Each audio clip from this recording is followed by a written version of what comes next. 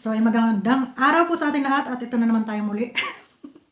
Nagbibigay tayo ng reaksyon doon sa kasi hinide natin yung ating reaction kanina kasi medyo na-detect ni YouTube na hindi suitable so may violation. Ulitin na lang natin itong ating opinion dito sa mga naninisi dito kay Beyonce, kagaya nga nitong sinabi na dito na puro PI ang ginawa nila dito kay Beyonce sa pagkaka-stop ng Micres. So, hindi naman yata maganda itong inyong ginawa, no? Na kung sana talaga namang dinikdik ninyo dito, gaya nga nitong nasa mga comment niyo na ito, ay hindi ho maganda talaga, no? So, kasalanan ba ni Beyonce na siya, yung Micres ninyo ay ipa-stop ni Kalinga Prab? Kasalanan ba niya? Ha? At sasabihin ninyo dito na kagagawan mo to, Beyonce, sira ulo ka, sabi nito, no? Tapos ito naman isa, tama ka, nakakagigil ako sa ahas na yan. Sabi nitong isa, kalma lang naman tayo para na CJ at Mikoy. So dito pinagpistahan ninyo sa inyong social media, nakapost, at talagang kumbaga inano nyo talaga dito si Beyonce, no? Pinagpipipiay ninyo sa kasalanan na hindi naman niya ginawa. Pambihira kayo. So tama lang sa ginawa ni Kalinga Prab na ipatigil itong inyong Micres na to. Tama lang yan, agree ako dyan. Ang tawag dyan, mirisi, pikat. Mirisi, pikat, buti nga. Ayan. So ngayon, kung pinatigil yan, sana maunawaan ninyo si Kalinga Prab na isinisave lang niya yung channel nila, yung community nila, at yung kanyang mga angels. Ngayon sa mga tigulang, mga nagbasa ang inyong mga bilahan diha, kay mga bigatla, mangunda ko, gusto ninyo, laging may kilig-kilig, hindi na kayo nangahiya sa mga sarili ninyo. Ngayon, iyak kayo, nga. Bakit hindi nyo, kung talagang mahal nyo ang Kalingap, at mahal nyo ang Micres nyo, ang Mikay ninyo at Mikoy ninyo, dapat hindi kayo nag-aasta na para kayong mga bata, na para kayo pinatigil ng nanay nyo sa paglalaro sa labas, no? Dapat hindi ganyan yung mga style nyo. Dahil kung mahal nyo talaga sila, isi-save nyo sila, no? Nasasabihin nyo, tama yan, Kalinga Prab, isave mo muna kasi may kaguluhan. Baka masilip tayo ng kapulungan, delikado, pati itong mga batang ito, delikado. Diba? So tama lang yung ginawa ni Kalinga Prab na itigil muna. Total, nakikita nyo naman sila sa pagbablog ng individual or bawat isa sa kanila, huwag lang doon sa love team. Na kung saan, sabi nga ni Kalinga Prab, iyan ay hindi love team at iyan ay tandem lamang. Pero ang lumabas ay love team. Love team nyo na sa inyong mga imahinasyon. Kayo ay mga kinikilig doon sa ganong mga eksena. Kung hindi ba naman kayo mga oplok, mga syunga-syunga, ang hirap mag-PI dito, nababiolation tayo ni Lolo. Ang bihira naman kasi. Pag gusto ko kayo tirisin, mga buwakan kayo ng ina nyo, no? Sa pamamagitan ng PI. Pero, ito na lang, sasagutin ko na lang ng kasi yung upload natin kanina ay, sabi ni Eileen Kongzon, PI ka, Beyonce. PI. Dahil sa'yo, pinatigil ang Micres, pina-stop ang Micres, PI ka. Demonyita ka. Ano bang baliktad ng demonyita? Neta demo ka. Baliktad na natin. Neta demo ka, Beyonce. Tapos yung PI niya, baliktad rin na, tangpo ka.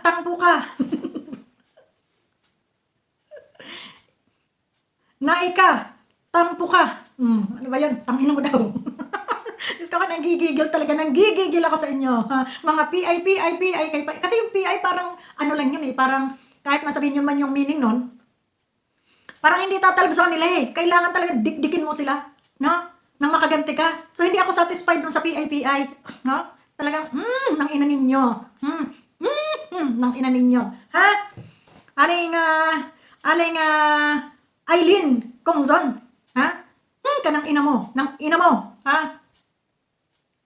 nanay ka ng nanay mo, anak ka ng ina mo, yun, anak ka ng ina mo, Eileen Kongzon,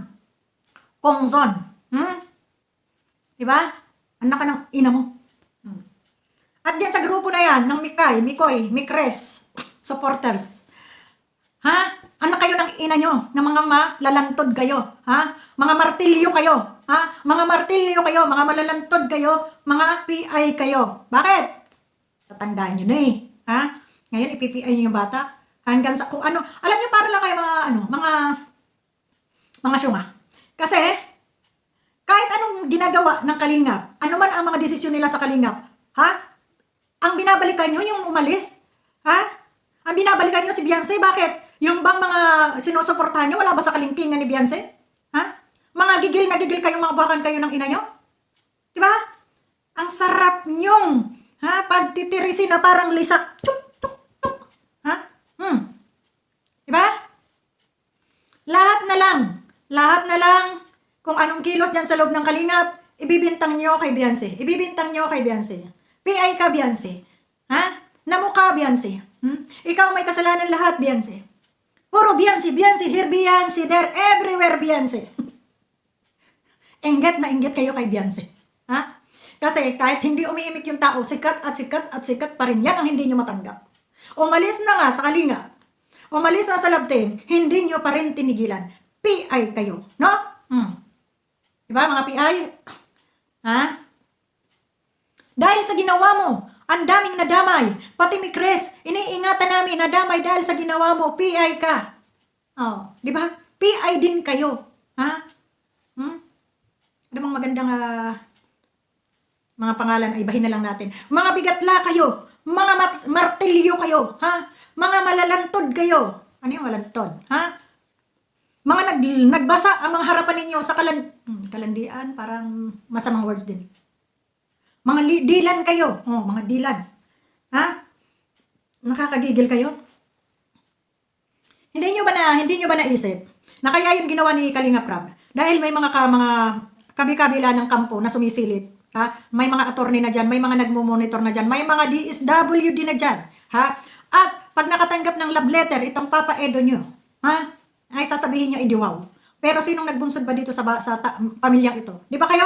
O ngayon, minumura nyo, pinipiay nyo, dahil ano, ipina-stop yung mikres ninyo. Sana lang, ulitin ko doon sa aking isang vlog na in-head ko, sana lang, ipatigil ng lahat yan ni Kalingap Rab, yung mga love team na yan, para balik na sila sa pagcha-charity. Yung umakyat ng bundok, yung namimigay ng mga bigas-bigas sa mga mahihirap, ha?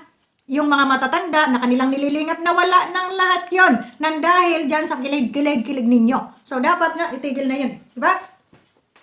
So, ha? Sa mga makamikris dyan, kung naputol man yung mga kalandian nyo, wag si Beyonce ang sisihin ninyo. Ha? Ang sisihin nyo, si Kalingap Rab. Bakit niya i-stop? Ngayon, sisihin nyo si Beyonce dahil nadamay ang mikres. Ano ba ginawa ni Beyonce? Pinagtanggulan niya yung sarili niya sa mga katulad ninyo. O kinukuha na ako ng liwanag, baka ako'y pupunta na sa langit. Diba? Mga PI kayo, ha? Mga PI kayo. Nakakapanginig kayo, ha, ng laman. Dahil sa mga ka-uban ninyo, ka-otso-otsohan ninyo, ha? Kait-it ninyo. Diba? Lalo na doon sa nagmura kay Beyonce, ha? Ito yung bagay sa inyo pagtawanan kayo. Ayan. Ayan, dapat yan sa inyo. Ha? Ganito dapat yung mga mukha nyo. Pinagtatawanan kayo kasi mga oplo kayo, ha? So, ganyan.